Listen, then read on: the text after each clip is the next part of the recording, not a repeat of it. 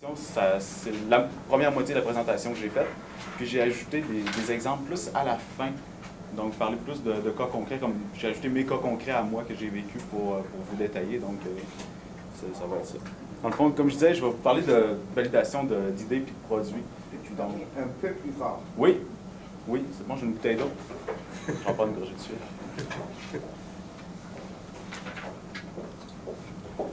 Ça, dans le fond, je vais vous parler de validation de l'idée jusqu'au produit, parce que c'est vraiment super important, parce qu'il n'y a personne ici qui veut bâtir quelque chose que personne ne va utiliser ou qui va servir à personne. Puis c'est un peu le piège quand on a une idée, on se dit « Wow, j'ai une idée, je vais la faire ». Puis après, on se rend compte que c'est pas nécessairement tout le monde qui veut ce qu'on a fait. J'ai eu une idée un matin, justement, parlant d'idées.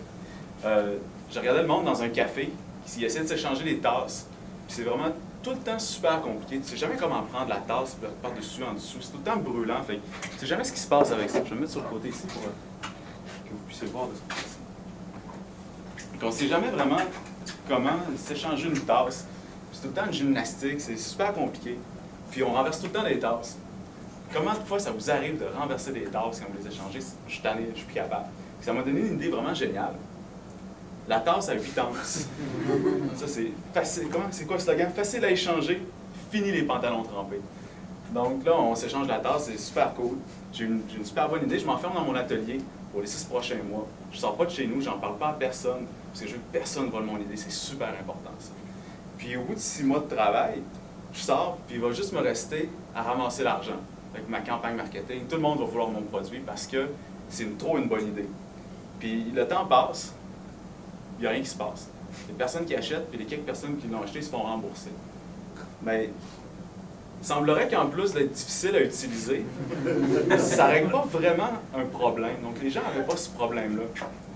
Fait que j'ai un peu perdu mon temps. Fait que aller directement à fail, plutôt que go directly to jail, passe pas go, tu ne réclames pas 200 $, tu recommences. Bien, la plupart des erreurs ne sont pas fatales, c'est ça qui est cool. On peut se relever puis continuer. Puis il y a même des beaux succès qui sont des erreurs comme la tarte tatin, la pénicilline, le velcro, Archimède dans son bain. C'est un peu toutes des erreurs, des accidents, des affaires qui sont arrivées, mais il fallait être réceptif à cette erreur-là, il fallait être ouvert à en faire quelque chose. Donc, oui, on se plante, mais c'est comment on reçoit les constats qu'on a faits, c'est comment on apprend ça, puis qu'est-ce qu'on en fait après.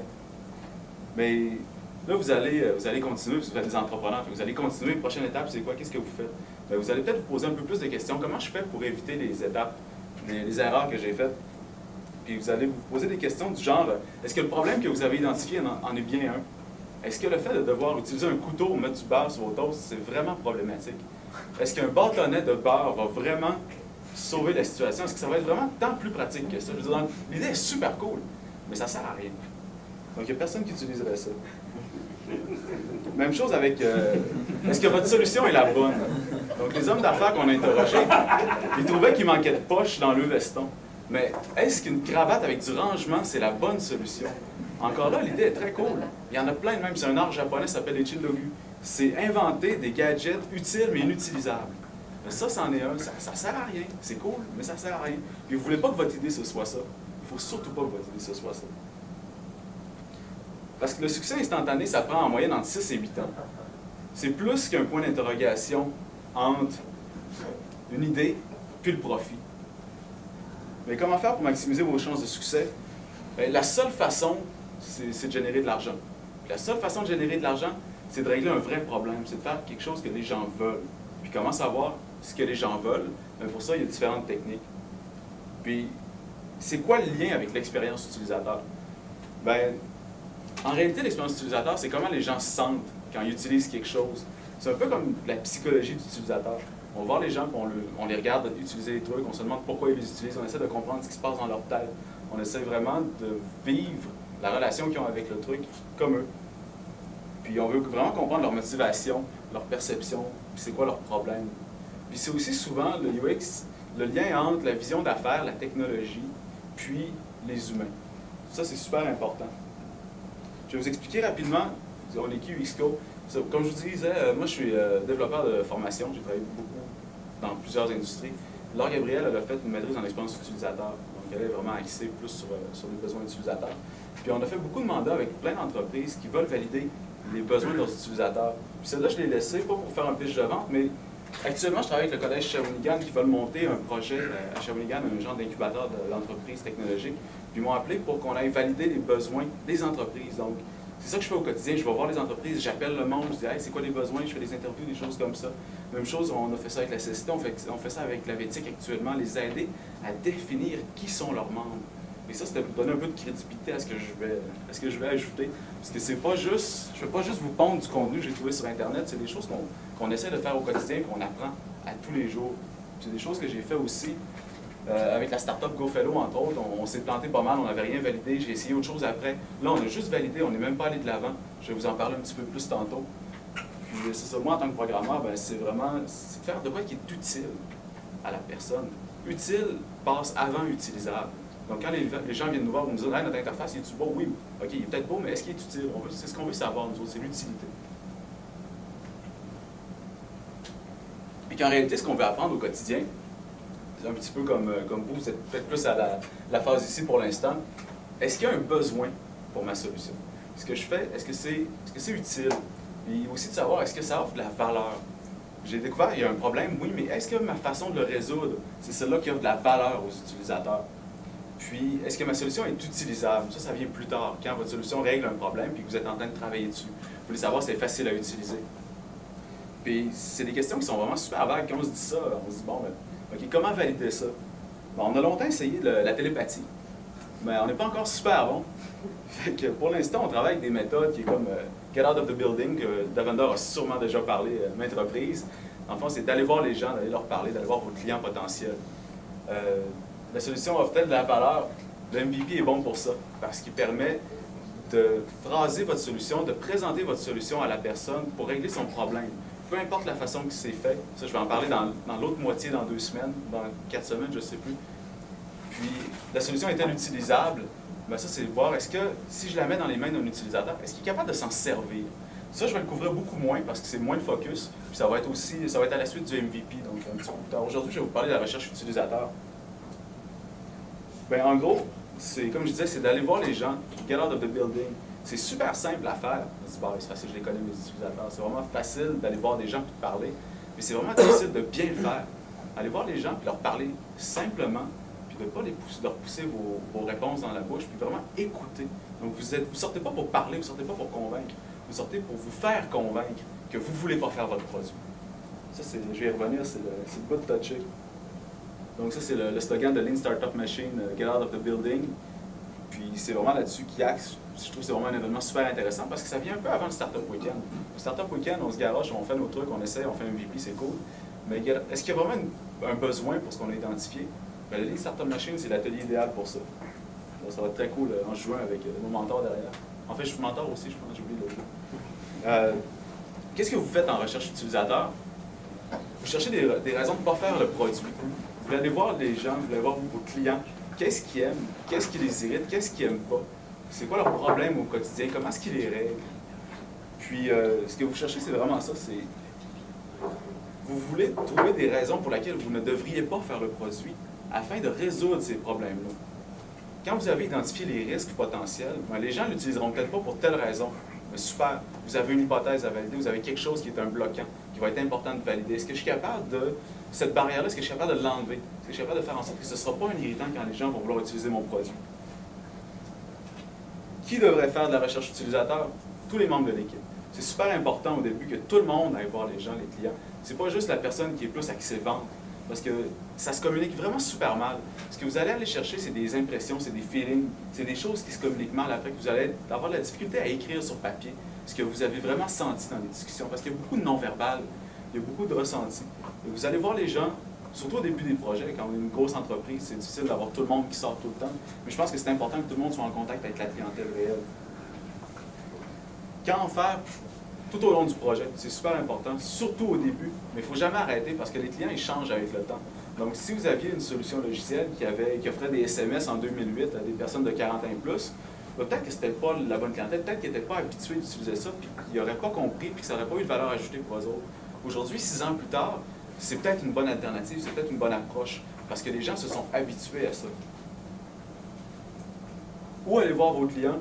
Ben, dans leur habitat naturel. Si vous faites un produit qui est axé sur les gens qui trippent sur la mode, par exemple, ben, vous ne devez pas aller dans le quartier industriel Saint-Malo, il faut aller, je ne sais pas, à Montréal, au centre-ville, dans le coin où il y a l'industrie de la mode. C'est là que vous devez aller où vos utilisateurs sont. Puis pour les identifier, je pense que la bonne façon, c'est pas les démographiques. Donc, vous ne voulez pas une femme de 32 ans, monoparentale, qui habite dans un HLM, je ne sais pas quoi. Vous voulez vraiment quelqu'un qui a un besoin. Vous voulez segmenter par besoin plutôt que par démographique. Parce que les démographiques, ça ne vous dit pas grand-chose en réalité, c'est plus du marketing. Puis comment faire? Ben, je l'ai dit plus tantôt, rencontrer les clients. Puis le plus difficile, c'est de bien mener les rencontres, d'analyser le langage corporel, le non-verbal, ce qu'ils disent, puis bien creuser dans ce qu'ils vont vous dire, puis surtout pas influencer les personnes. Parce que vous n'êtes pas là pour leur vendre votre solution, vous êtes là pour identifier leurs problèmes. Ça, c'est la partie la plus délicate, puis je vais en parler un petit peu plus. Je vais vous donner des points à éviter, puis des points à faire dans les rencontres avec les gens. Vous ne voulez surtout pas aller les voir en mode vente. Vous n'êtes pas là pour les convaincre de quoi que ce soit. Vous êtes là pour leur faire parler de leurs problèmes. Et vous êtes là pour avoir de l'information. Vous voulez savoir ce qui se passe dans leur tête. Puis si vous approchez avec un pitch de vente, bien, les personnes vont répondre selon vos attentes. Si vous dites hey, « mon idée est vraiment cool, qu'est-ce que tu en penses? » Ils vont dire « oh oui, c'est super. Oh, est-ce que tu achèterais? Oh, oui, oui. » Donc les gens vont aller dans votre sens pour vous faire plaisir, même s'ils ne sont pas tout à fait d'accord avec votre idée. Donc c'est vraiment pas une bonne façon d'aller vers les gens en essayant de leur rentrer votre solution dans la gorge. Il ne faut pas poser des questions faciles du genre « aimeriez-vous sauver de l'argent? » Tout le monde peut sauver de l'argent. Ça, c'est garanti. Il n'y a personne qui va vous dire non. Ce qui est important de savoir, c'est que si vous demandez « voulez-vous sauver de l'argent? » Ils vont dire oui. Mais c'est pas un oui honnête. C'est pas un oui honnête à votre projet. Ils ne savent pas ce que ça implique. Ils ne savent pas c'est quoi les coûts. C'est quoi l'effort qui est relié à ça. Qu'est-ce que votre solution apporte? Qu'est-ce que ça me coûte en réalité d'utiliser votre solution? Est-ce que ça me coûte du temps? Est-ce que ça me coûte... C'est quoi? Il y a une attrape. Donc les gens, ils ne pourront pas vous répondre honnêtement selon leurs besoins. Une question qui est vraiment casse-tête, pas une question, mais quelque chose qui est vraiment casse-tête, c'est de ne pas biaiser les questions. Ça, c'est super difficile. Je présente une étude où les chercheurs ont demandé « Avez-vous fréquemment des migraines? Et si oui, combien de fois par semaine? » Quand c'est posé comme ça, les gens ont 2,2 fois par semaine des migraines. Mais quand tu changes la question pour « Avez-vous occasionnellement des migraines? Et si oui, combien de fois par semaine? » ça descend à 0,7 fois par semaine. En posant la question, vous suggérez la réponse. C'est super délicat de faire des enquêtes de ce type-là parce qu'il faut vraiment que les phrases soient super neutres. Puis ce qui m'amène à dire que les sondages, c'est une super mauvaise idée pour commencer un projet. Parce que vous ne savez pas quoi demander aux gens. Vous ne savez pas comment le formuler. Vous ne savez pas quels sont leurs problèmes. La seule façon de savoir quoi mettre dans votre sondage, c'est d'aller les voir, d'aller jaser avec eux, d'identifier des tendances. Quand vous avez rencontré, je crois, 15-20 personnes qui vous disent la même chose, après, les 100 prochaines personnes vont être difficiles à rencontrer, ça va vous demander du temps. À partir de là, vous avez une tendance, vous avez 15-20 personnes, vous faites un sondage sur ce que vous voulez comprendre, puis là, vous pouvez envoyer aux gens. Donc ça, c'est du qualitatif, vous qualifiez vos gens. Puis le sondage, c'est du quantitatif, parce que vous envoyez à beaucoup plus de gens par rapport à ce que vous avez identifié au début.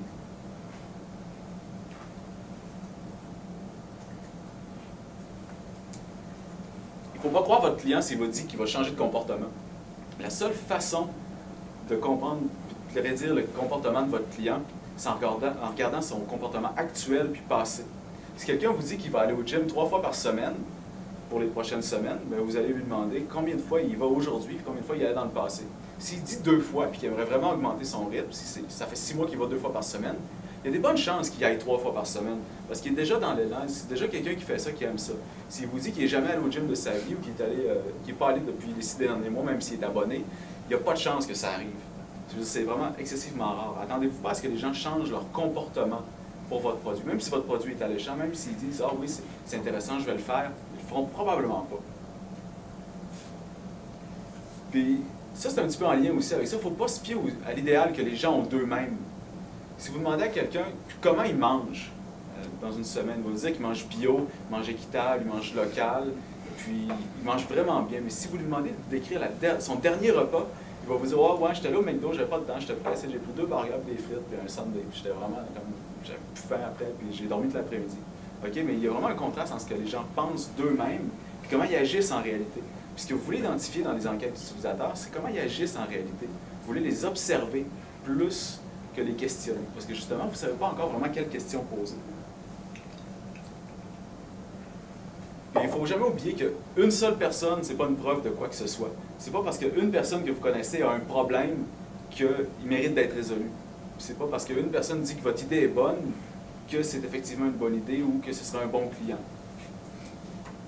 Ça, c'était pas mal pour les choses à éviter. Je vais vous donner des trucs sur comment aller au cœur du problème. Là, vous voyez, ça c'est une slide que j'ai ajoutée, fait que ça brise tout mon flow. Je vais revenir à ça en attendant. Ça, je l'ai pris tantôt parce que je trouve que c'est un bel exemple de tout ce que je viens de dire, un beau contre-exemple. La question c'est, utiliseriez-vous un shampoing qui fait en sorte que votre chien ne se sent plus mauvais? C'est une question qui est vraiment vague, puis elle contrevient à plusieurs des règles. Lui, il n'a pas les mêmes règles que moi, mais ça se ressemble pas mal. Il dit, la personne aurait besoin de beaucoup plus d'informations pour être capable de répondre honnêtement. On pousse une solution, parce qu'on dit, utiliserais-tu un shampoing qui fait en sorte que ton chien se sente moins mauvais? Donc, la personne elle va répondre selon ce que vous lui avez dit. Pas autour des questions que vous avez posées par rapport à l'odeur de son chien. La règle numéro 4, vous essayez de prévoir le comportement futur par rapport au comportement passé. Donc, est-ce qu'elle nettoie son chien, des choses comme ça. La règle numéro 5, c'est le soi idéal contre le soi actuel. Donc, comment est-ce que la personne agit aujourd'hui? Comment elle pense qu'elle agit? Peut-être qu'elle pense qu'elle nettoie son chien super bien, mais qu'elle ne le fait pas assez souvent. Donc, c'est un exemple de question qui est vraiment vague et qui ne donne pas nécessairement des bonnes réponses. Là, on tombe dans la continuité.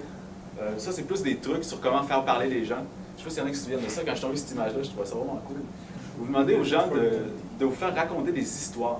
Quand vous allez les voir, vous ne voulez pas leur demander des questions ouvertes du genre « Avez-vous voyagé dernièrement? » Oui. Vous voulez plus leur demander « Parlez-moi de votre dernier voyage. » Là, ils vont raconter. Les gens aiment ça raconter. Puis, ils vont probablement enchaîner après avec d'autres histoires, d'autres voyages, des histoires, des voyages de des amis. Donc, vous allez avoir beaucoup plus d'informations si vous demandez aux gens de se raconter. Ils vont être beaucoup plus ouverts. Puis, si jamais ils s'interrompent, renchérissez.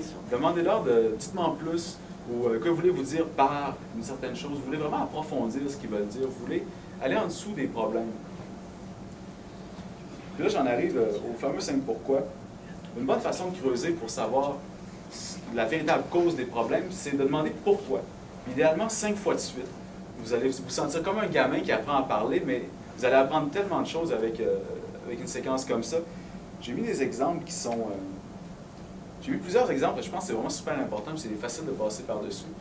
Ça, c'est des exemples que j'ai trouvés sur Internet cette semaine, qui n'étaient pas dans la présentation originale, mais je pense que ça vaut la peine de creuser. Donc, la personne s'est fait arrêter parce qu'elle elle allait trop vite.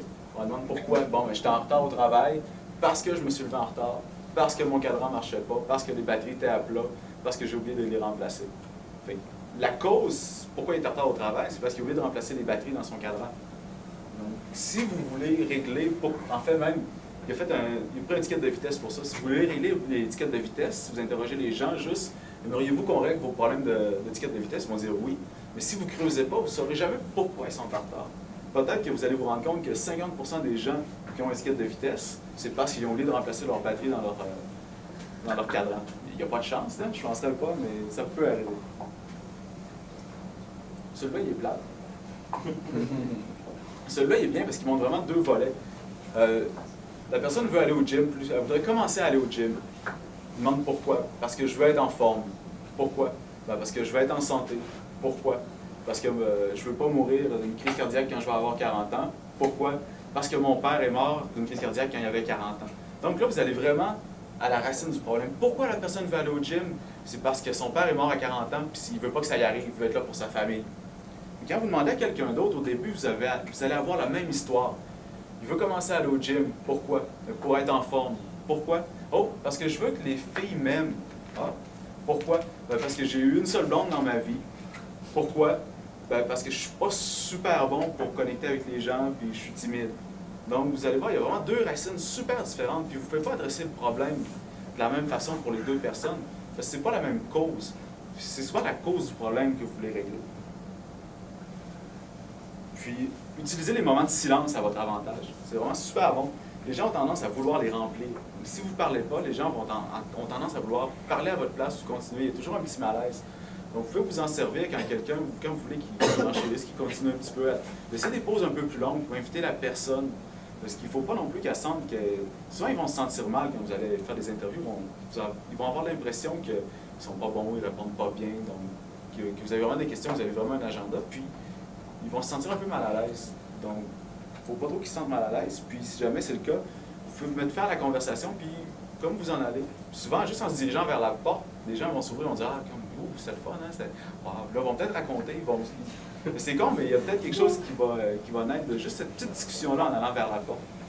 Je ne suis pas bon pour mimer. Je n'ai jamais fait d'impro.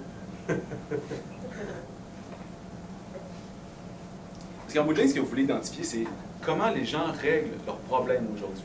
Vous avez identifié un problème, vous voulez savoir comment les gens le règlent. S'ils ne le règlent pas, c'est que c'est probablement pas un si gros problème. Même s'ils vous disent que c'est un problème, c'en est probablement pas un parce qu'ils ne font rien pour le régler. Ça ne veut pas dire qu'il n'y a pas d'utilité pour votre solution, mais ce n'est peut-être pas les bonnes personnes pour être vos premiers clients. Puis quand vous avez identifié un vrai problème, vous pouvez commencer à faire des expériences. Puis les expériences, ça va être surtout le MVP prochainement, où je vais en parler.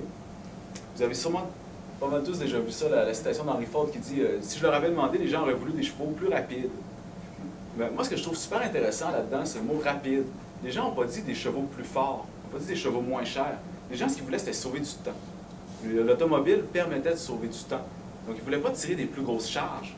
Puis, ils ne voulaient pas payer moins cher leurs chevaux. C'était la vitesse qui les intéressait. Puis, je pense que c'est quelque chose qui est souvent overlooké dans cette citation-là. C'est que les gens ne font pas attention au mot « rapide », puis pourquoi c'est rapide plutôt qu'un autre mot. Je vais vous parler un peu des projets de start-up sur lesquels j'ai travaillé, puis un peu qu'est-ce qui n'a pas été, puis pourquoi. Je ne sais pas s'il y en a qui avaient vu passer peut-être GoFellow, j'étais avec 4 autres personnes là-dessus. C'était une belle idée. En gros, c'était du transport, c'est comme du covoiturage pour des boîtes. Puis ça, l'idée était bonne, c'était le fun, le brand était cool, on avait un landing page, on avait des slogans, on avait plein de textes. Puis on a travaillé longtemps là-dessus pour programmer le système. Puis on n'est pas allé le valider, on n'est pas allé voir personne. On s'est dit, c'est vraiment trop cool, on le fait. Fait qu'on l'a fait. Puis j'ai perdu 6 mois de ma vie. Donc je vous recommande de ne pas commencer comme ça. Puis on est allé chercher des testeurs alpha, une vingtaine de personnes qui étaient des proches, puis qui nous ont dit qu'ils trouvaient ça vraiment super. Puis oh oui, ils s'en serviraient, puis oh oui, ce serait le fun. Puis on les a invités à notre soirée de lancement. En fait, jamais de soirée de lancement. Puis ça, ils sont partis de là, ok, cool, on va l'utiliser, on va vous en donner des nouvelles, on s'en va bientôt, on en parle. Après ça, plus rien. On n'entend pas parler, ils n'utilisent pas le site, on ne sait pas trop. On parle à une couple de personnes, ils disent ah, on n'a pas d'idée. On n'a pas d'idée, ouais, mais je veux dire, juste Ikea. Tout le monde veut des trucs chez Ikea, tout le monde veut dire bon, mais je veux telle lampe chez Ikea, ramène-moi là, je vais te donner 5$. En gros, c'était ça un peu le use case de base. Mais on voit que les gens, ça ne tentait pas vraiment de s'en servir. Donc, il y avait plusieurs problèmes là-dedans, mais on n'est jamais allé à la cause. Puis ben, l'équipe s'est disloquée bien avant de se rendre jusqu'aux questions existentielles. Donc, partir sur un mauvais pied de ce type-là, juste avec l'idée en premier, ça peut faire en sorte que votre équipe se disloque. Juste parce qu'à un moment donné, vous arrivez dans un certain cul-de-sac, puis là, tout le monde a un peu sa théorie, puis tout le monde veut faire à sa manière. Puis là, tu essaies, tu lances plein d'idées sur pourquoi il n'y a personne sur ton site. Pourquoi il n'y a personne sur ton site? C'est parce que tu n'as pas identifié de problème, tu n'es pas allé voir personne. C'est pas parce que tu as une page web, puis on avait quelque chose comme 300 sign-up sur la mailing list. Tout le monde s'en fout. Parce qu'il était là, parce que c'était beau, c'était un beau projet, c'était le fun. Donc, j'ai pris une couple de notes pour renchérir là-dessus.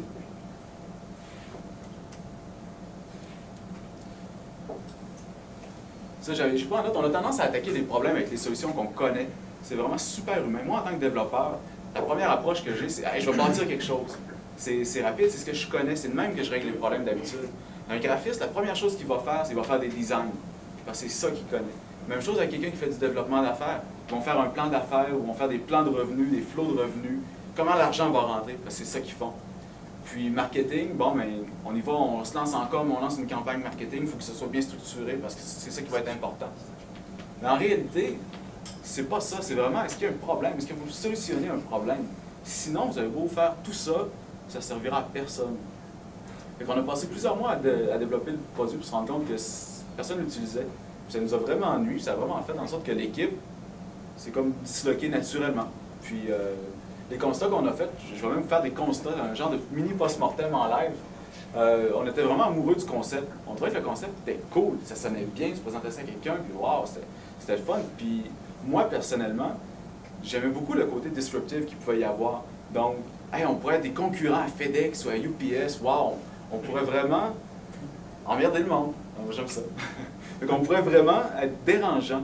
Puis ça, je trouvais ça vraiment le fun. Mais j'aurais même pas été un client. Moi, je n'achètais rien, puis j'aurais pas fait de commission pour personne. Mais pourquoi j'étais dans ce projet-là? Je veux dire, il n'y a pas de raison. Je ne me lèverai pas pendant les 6 à 8 prochaines années, à tous les matins, pour régler ça. Parce que ça ne m'atteint pas en tant que consommateur. Puis, sur le fait qu'on soit allé directement en mode développement, ça nous a vraiment beaucoup nuit. Puis, les alpha-testeurs, c'était des amis qui voulaient nous faire plaisir. C'était pas des clients potentiels, c'était des amis qui aimaient notre idée, puis à qui on leur a donné des accès. Mais c'était pas vraiment des clients potentiels. Dû au fait aussi qu'on n'avait pas de problème. Fait que tout ce qui reste de ce projet-là, c'est des cartes d'affaires. Si vous en voulez, les mails sont plus bons, vous entendrez. J'essaie d'aller jeter encore, mais... Le site est encore en ligne. C'est ça, le site est encore en ligne. Il y a des cartes d'affaires, il y a tout. Mais c'est mort, on ne travaille plus là-dessus, puis ça sert à rien.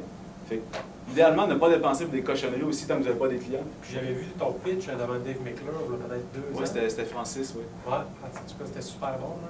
Ouais, c'était cool. J'étais super vendu, moi aussi. Mais c'est ça, c'était cool. Ben c'est ça, c'était là 2 ans, puis c'était cool. Il y avait une belle vibe, puis même les investisseurs à qui on avait présenté disaient « Hey, c'est cool. Si vous avez un concept qui marche puis que le monde aime ça, venez me voir. » Bon, mais c'est ça. Si vous avez un concept qui marche puis que les gens aiment ça, le concept ne marchait pas puis les gens n'aimaient pas ça. Il y a encore de la carte qui m'a mis sur un mur pour la valorisation d'échecs. Oui, ben c'est ça, c'est de l'échec. Il faut que tu m'encadres. Beau sac. C'est applicable à tous les projets, ça. Hein? Si tu as un concept qui marche et que les gens en veulent, l'investisseur va être là. C'est ça. C'est bon tout le temps. C'est ça qu'il faut aller chercher, oui. Parce que j'ai eu la même idée en Colombie. La même idée. OK. Oui, je ne sais pas si peut-être une personne a vu la même présentation ou le même site web en français, a fait copier-coller, mais j'ai eu la même idée. Mais le problème, c'est qu'à Bogota, la capitale, c'est 8 millions de personnes. Il n'y a pas de vraiment rond, chemin ou bois pour prendre les voitures, mais c'est la même idée. Je pense qu'il y a un succès là-bas. Bien, il y a quelque chose d'intéressant dans Oui, l'idée. c'est ça. Moi, je pense que ça règle réellement quelque chose. Mais au stade où on en était rendu après 6 mois, ça ne nous tentait même plus de le savoir. Parce que c'est l'idée qu'on aimait, c'est pas le problème.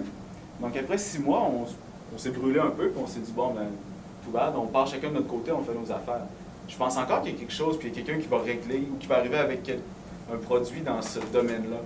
Mais ce ne sera pas moi, puis ça va être quelqu'un pour qui c'est vraiment important. Puis,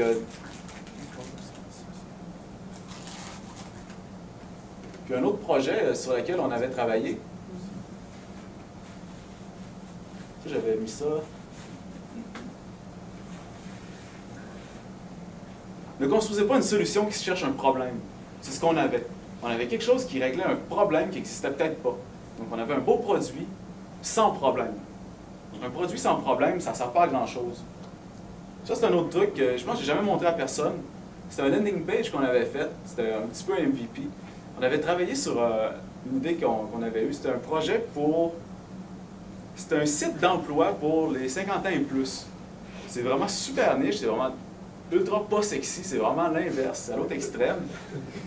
On s'est dit, c'est des gens qui ont peut-être un problème. Donc, ils veulent des emplois qui sont précis. Ils veulent travailler le lundi matin, le lundi, mardi, mercredi matin, en temps pis temps. Puis ils n'ont pas nécessairement besoin de travailler, mais ils veulent se garder occupés. Puis de l'autre côté, les entreprises, ils ont peut-être besoin de main-d'œuvre parce qu'on n'arrête pas de dire qu'il y a un manque de main-d'œuvre. Donc, il y a trop de retraités, il n'y a pas assez de main-d'œuvre, 1 plus 1, ça fait 2. C'est ça. Mais ce qui reste de ce projet-là, vous allez voir, c'est un peu moins dramatique, c'est des interviews. C'est des formulaires, on est allé voir le monde, puis on a rempli des feuilles. Puis on s'est dit, ouais, non, c'est pas pour nous autres. On n'est pas les bonnes personnes pour faire ce projet-là, on n'a pas la drive pour faire ça.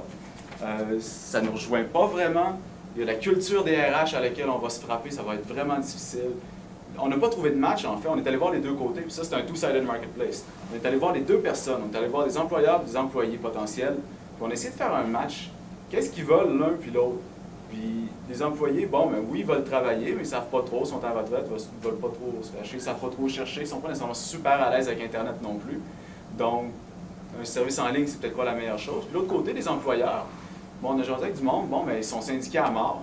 tu peux pas faire rentrer un travailleur occasionnel. Il va falloir que tu le fasses rentrer le samedi matin, alors que l'autre, sa réalité, c'est qu'il veut rentrer juste aux heures que lui, ça y tente. Ça ne fonctionne pas. Fait qu'on s'est dit, non, on n'est vraiment pas les bonnes personnes pour faire ça. Ce que ça nous a coûté, c'est du temps. Un petit peu. Puis beaucoup moins que le projet précédent. Si on a fait ça, on a fait, je sais pas, peut-être au total une vingtaine d'interviews. Ce que j'aurais à dire sur la démarche qu'on a faite, c'est que les interviews étaient trop longues. On avait pris les modèles qu'il y avait dans Running Lean de H. Moria, puis on a fait des interviews qui étaient peut-être recto verso, ça durait une demi-heure. Puis c'était un peu trop détaillé, puisqu'on n'avait pas tant au cœur du problème. On demandait beaucoup trop d'infos sur ce qu'il y avait autour. Donc, qui êtes-vous? Qu'est-ce que vous avez travaillé? C'est quoi votre carrière? Il y avait trop d'informatifs dans ce qu'on a fait, plutôt que juste de jaser du problème qu'on a identifié. Et si j'avais à refaire cette partie-là de validation, j'irais plus au cœur du problème. Puis je trouve que la méthode de Experimentation Board est super bonne pour ça, parce que c'est des interviews éclairs. Vous allez voir les gens, vous parlez du problème, vous partez, vous êtes capable d'en voir en série, vous êtes capable de valider en 1-2 journées si vous faites ça à temps plein. Ça, on a fait ça à travers un été, des rencontres par-ci, par-là, c'était relax. On n'avait pas de pression. Ça, c'est important, je pense, de ne pas s'en mettre trop non plus. Puis au début, on avait commencé par un sondage. Puis on s'est rendu compte, quand on recevait les résultats du sondage, qu'on apprenait absolument rien. Puis ce qu'on voulait en réalité avec le sondage, c'était d'apprendre. C'est qui les gens, qu'est-ce qu'ils veulent, c'est quoi leur problème, c'est quoi leur motivation. Puis ça, on ne le voyait pas, on voyait juste des réponses aux questions qu'on posait. OK, oui, on savait qu'il y avait Internet à la maison, mais c'était par rapport à notre solution. Est-ce qu'il y a Internet? Oui, mais ça, c'était pour la solution qu'on projetait. Ça ne nous a pas servi à grand-chose. Donc là, on est reparti, on avait quelque chose comme une centaine de réponses. On est reparti, on a fait un script, on est allé voir les gens sur les problèmes qu'on pensait qu'il y avait. On a beaucoup appris. Ça nous a permis de réajuster nos questions puis de continuer à aller voir les gens. Donc, il y avait quelque chose d'intéressant là-dedans. Il y a peut-être quelque chose à faire là-dedans, mais encore là, c'est pas moi qui vais le faire. Je ne me lèverai pas pendant les 8 prochaines années pour faire ça. C'est pas vrai. Avec la culture RH, on s'y est vraiment frappé. On ne connaît pas ça. On n'est pas des RH, on n'était pas les bonnes personnes pour faire ça. Il faut quelqu'un qui a travaillé en ressources humaines, qui sait comment ça marche, qui a ses entrées dans les entreprises. C'était beaucoup d'efforts. C'est un domaine où il y a des gros joueurs, il y a Job Boom, il y a tout ça. On ne pouvait pas vraiment compétitionner avec ce monde-là. Même avec une approche innovante, ça aurait été long, ça aurait été difficile. Puis, pas que j'ai envie de faciliter, mais quand même, après l'autre claque sa gueule avant de GoFellow, j'étais un peu plus... j'étais pas assez confiant de ce qu'on avait pour aller de l'avant, pour mettre comme mes prochaines années en jeu là-dessus. Par contre, les erreurs évitées là-dedans, pas d'incorporation, pas d'article promo, j'ai pas de carte à vous donner. Oui?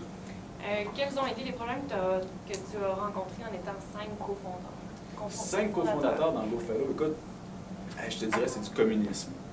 C'est 5 cofondateurs à 1/5 chacun. C'est tout le temps de la décision par comité. Tu n'as pas de leader, tu n'as pas personne qui arrête la vision, qui dit « OK, oui, c'est comme ça qu'on va aller ».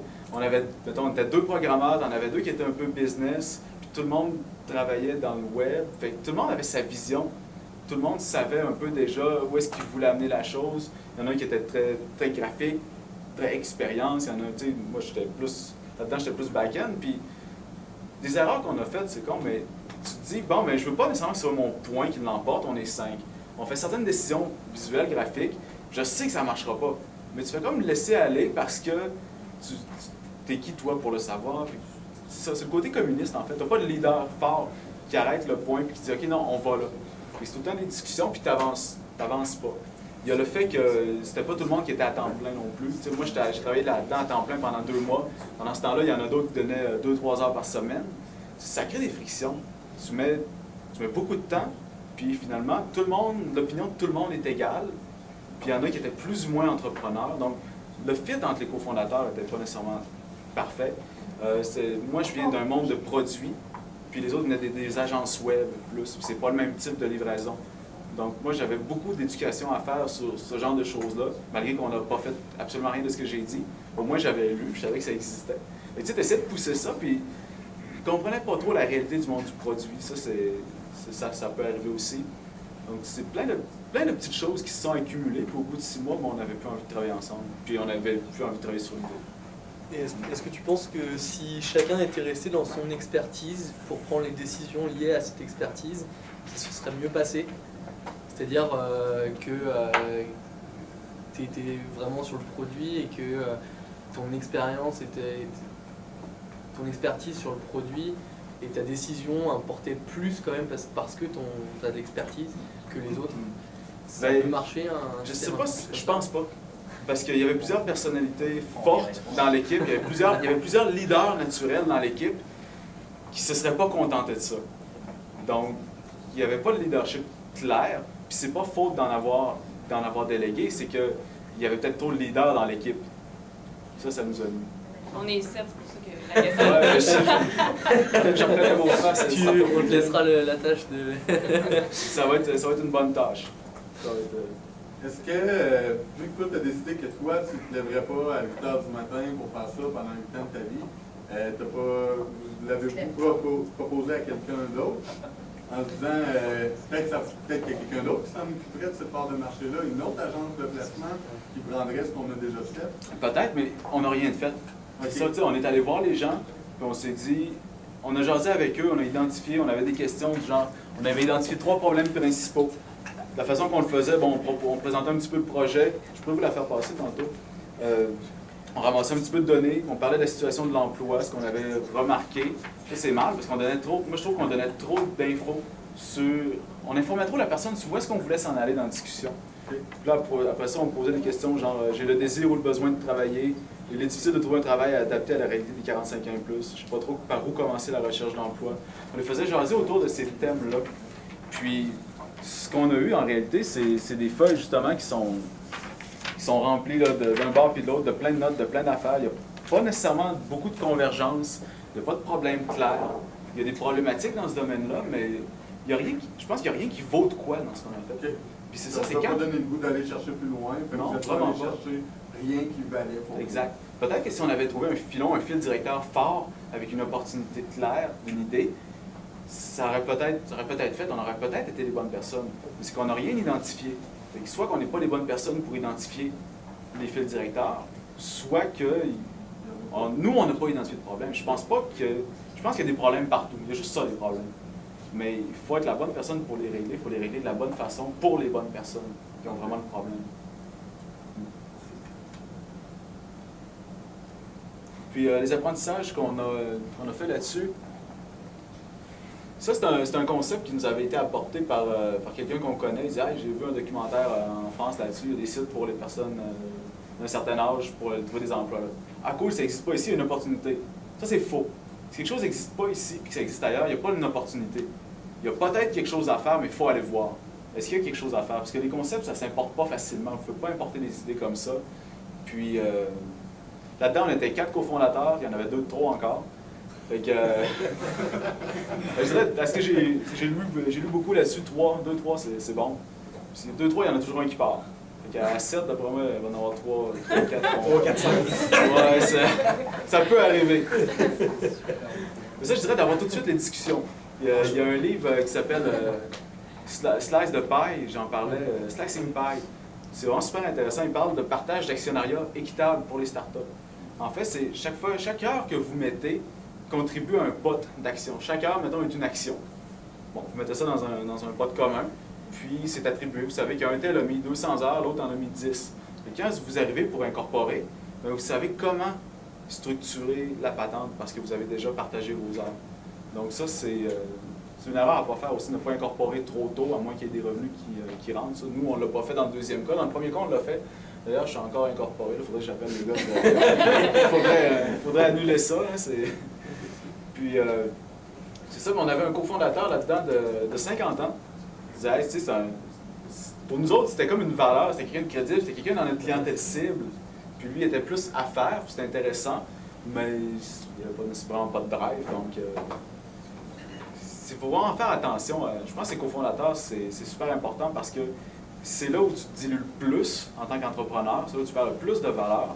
Puis c'est des personnes avec qui tu vas passer ta vie, tu vas passer plus de temps qu'avec ton chum ou ta blonde. Tu vas passer tout ton temps avec les autres. Il faut vraiment que ça marche bien, il faut vraiment que le lien soit fort. Dans le cas de GoFellow, c'était des gars que j'en connaissais un ou deux un petit peu. Je suis embarqué avec eux, ils se connaissaient plus, moi je les connaissais moins. Ça a bien été, au côté humain, c'était correct, mais on n'aurait peut-être pas travaillé ensemble si on avait déjà eu l'occasion de travailler ensemble par le passé. Donc c'est pas tout le monde dans l'équipe avec qui je retravaillerais, puis je me relancerais probablement pas en affaires avec aucun de ces gars-là, même si je les adore. Parce que on sait pas si la chimie n'est pas parfaite. Souvent, quand tu regardes les entrepreneurs qui se lancent, c'est des gens qui ont été ensemble à l'école, qui ont déjà travaillé ensemble, ou c'est des amis de longue date, qui ça fait longtemps qu'ils travaillent sur des projets. Ça, c'est le genre de paire qui fonctionne bien. Puis, il me restait une slide ou deux. Ça, on avait même des slogans. L'expérience n'a pas de date d'expiration. Ouais. Ça nous a servi absolument à rien. Peut-être qu'on a passé une couple d'heures à trouver des slogans puis des petits textes, faire ça concis, mais c'est tout du temps perdu. On a perdu 20$ pour un template Bootstrap. C'est toutes des petites affaires, mais ça fait moins mal que le 6 mois qu'on a passé. Il y a peut-être moins d'apprentissage aussi parce que ça fait moins mal, mais bon, j'aime mieux faire des plus petits apprentissages progressifs qu'un gros ou 6 mois.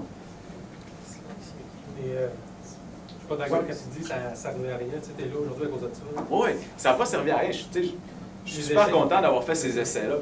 Puis aujourd'hui, je les fais autrement. Puis c'est pour ça que j'aime ça venir parler à des gens qui démarrent. C'est parce que faites pas ces erreurs-là. Faites-les plus tôt. Oui, faites-les vite. Plantez-vous vite, c'est vraiment ça. Parce que quand tu dis quelque chose à quelqu'un, il va essayer mieux. Tu me dis quelque chose, je vais l'essayer. Ah, c'est vrai, il avait raison. Au moins, je vais savoir, je vais l'avoir essayé plus vite. Parce que tout ce qu'il y a là-dedans, on l'avait lu. Je le savais en théorie. Mais il faut que tu l'essayes, il faut que tu te plantes toi-même, puis il faut que tu le vives. Puis c'est super important de faire toutes les validations parce que votre but, c'est pas de faire un produit, c'est de changer le monde. En tant qu'entrepreneur, c'est ce que vous voulez. Vous avez identifié quelque chose, vous voulez faire, vous voulez apporter une modification dans votre entourage, vous voulez que quelque chose se fasse mieux, que quelque chose soit plus cool. Vous voulez vraiment changer le monde. Puis que ce soit un produit, un service, que ce soit un nouveau device, peu importe ce que vous allez créer, ce que vous voulez, c'est créer une valeur pour quelqu'un. Donc, le produit en tant que tel, il n'est pas important. C'est vraiment ce que vous changez dans le monde qui compte. C'est là-dessus qu'il faut que vous mettiez l'emphase. À suivre. J'ai hâte. J'ai hâte.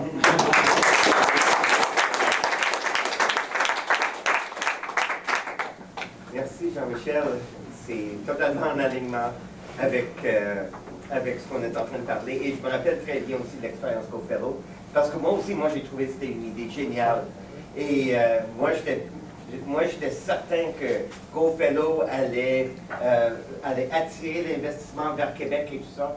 Et je me rappelle quand vous étiez sur le stage au One Conference en 2012. Ouais. C'est ça. Et devant des gens de Silicon Valley qui étaient ici à Québec, puis vous faisiez votre pitch et on voyait des investisseurs qui levaient, ils voulaient.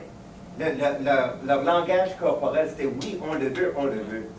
C'est le genre de choses qui est cool. C'est un beau message. C'est comme le Airbnb du transport. Wow, ça fait rêver. Mais il n'y a pas de problème en dessous.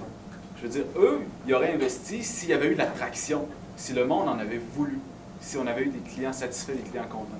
Puis c'est ça qu'il faut que vous alliez chercher. Le reste, c'est pas important. C'est quand on l'a présenté aux investisseurs, on n'avait pas de produit. Il n'y avait rien, il y avait juste des slides. Puis ça les a fait lever de leur chaise. Puis quand on les a montré plus ce qu'on avait, tout ça, parce qu'on on avait parlé un peu, on avait rencontré quelqu'un avec des vendeurs, puis là, ok, ouais, non, on s'en parlera quand vous serez plus avancé. Donc quand on les a vendu le rêve, ils étaient contents puis ils tripaient. Mais quand on les a montré ce qu'on avait en réalité, c'est-à-dire pas de clients, voilà, ok, reviens nous voir plus tard, parce qu'ils ne sont pas là pour financer votre idée, ils sont là pour financer, je dirais pas l'opportunité, ils sont là pour financer la proposition de valeur que vous avez identifiée. Puis c'est quoi votre avantage concurrentiel, puis combien de temps vous pouvez garder cet avantage concurrentiel-là. Parce que souvent, il y a des idées que tout le monde peut faire. Puis ça, c'est une idée qui demande beaucoup d'exécution, mais ils n'investiront pas de l'argent tant qu'il n'y aura pas au moins des petites preuves. Au début, vous allez chercher un petit peu d'argent pour des petites preuves, vous faites plus de preuves, vous allez chercher un peu plus d'argent pour les preuves que vous avez faites pour en faire plus. Donc, l'argent sert à financer les tests que vous voulez faire en réalité. Très bien dit. Merci.